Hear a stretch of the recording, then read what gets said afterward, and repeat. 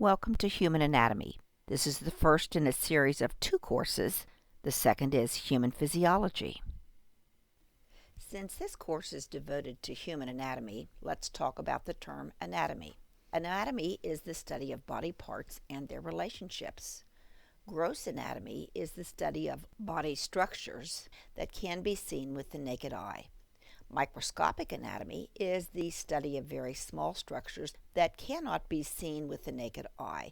It involves cytology, which is the study of body cells, and histology, the study of body tissues. We'll be looking at both of these in this course. Physiology is the next course after human anatomy, and it's the study of the function of the body. So the structure, which is the anatomy of the body, determines the function of the body parts. That's physiology. This slide shows you the overall organization of the body. Atoms are the smallest particles into which a substance can be divided by ordinary chemical means. Atoms combine to form molecules, molecules combine to form cells, cells combine to form tissues, and there are 4 different types of tissues in the human body. Tissues combine to form organs, and the organs are grouped into organ systems, and all of those help make up the organism, which is you. We are going to be looking at the 12 organ systems of the human body. They are the integumentary system, which is the skin, the skeletal system, the muscular system, the nervous system, the endocrine system, the cardiovascular system, the lymphatic system, the respiratory system, the digestive system, the urinary system, the male and female reproductive systems. Before you can understand how the body works, it's important to learn some basic concepts. One of those is the concept of homeostasis.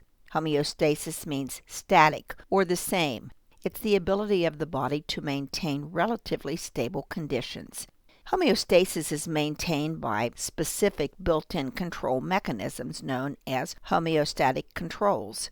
Each mechanism has 3 components that work together and regulate the variable, that is, the factor or the event that you want to regulate. Those 3 components are the receptor, the control center, and the effector. The receptor is the sensor that monitors the environment and sends messages along an afferent pathway of the nerves to the second component, the control center. The control center is where this information is analyzed and compared to what's normal, and then sends the appropriate response along the efferent pathway to the third component, or the effector. The effector has the job of carrying out the command of the control center. You can see how all these elements relate to one another in the diagram on the following slide.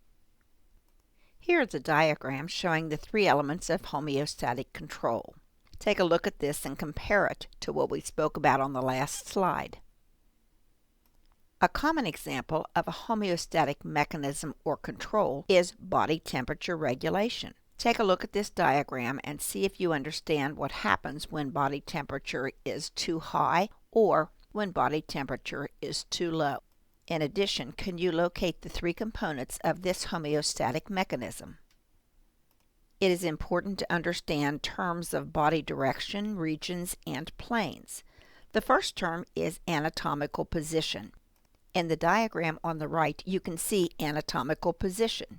This anatomical reference point is the standard body position. The person is standing erect with the face forward, arms at the side, and palms forward. The anterior view indicates the front of the body, and the posterior view indicates the back of the body. Anterior is sometimes called ventral, and posterior is sometimes called the dorsal side. There are 2 important divisions of the body, the axial and the appendicular skeleton. Axial refers to the axis of our body and includes the head, neck, and the trunk. Appendicular refers to the appendages or the limbs which are attached to the axis.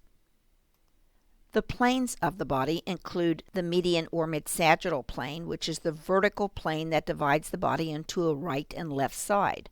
The frontal, also known as the coronal, is a vertical plane that divides the body into anterior and posterior, and transverse is the horizontal plane that divides the body into superior and inferior. We're going to look at a few terms of orientation and direction. The first is anterior, also known as ventral, which means toward the front of the body. The opposite is the posterior or dorsal, which is toward the back of the body. The second set of terms are medial and lateral. Medial means toward the midline of the body, and lateral means away from the midline of the body. Superior or cranial means toward the head. Inferior or caudal means away from the head. Proximal and distal are opposite terms. Proximal means closer to the origin of the body part or the point of attachment of a limb to the trunk. Distal means farther from the origin of the body part or the point of attachment of a limb to the trunk. Can you see the difference in the picture to the right? Superficial or external means toward the body surface. Deep or internal means away from the body surface. Let's compare the ventral and dorsal body cavities. The two largest human body cavities are the ventral cavity and the dorsal cavity. The ventral cavity is at the anterior or front of the trunk. The dorsal cavity is at the posterior or back of the body, and it includes the head and the back of the trunk. It's subdivided into the cranial cavity and spinal cavity. See if you can locate all those terms on the diagram to the right.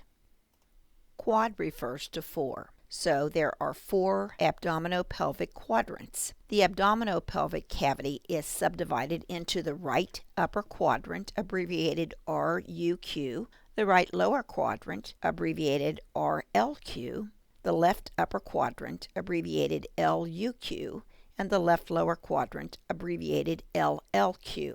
Find each of those quadrants in the diagram on the right. You should now be able to identify the left lower quadrant, the LLQ, in the diagram to the right. Did you identify it correctly?